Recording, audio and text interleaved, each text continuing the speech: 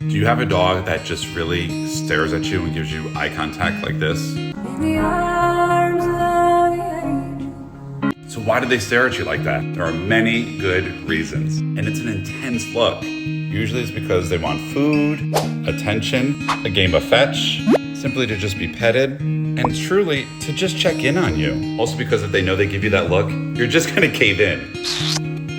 So we've kind of enabled it. But when your dog does that, it's truly a look of love and affection. It's the power of the human-animal bond. Does your dog do this? Comment down below. Mwah.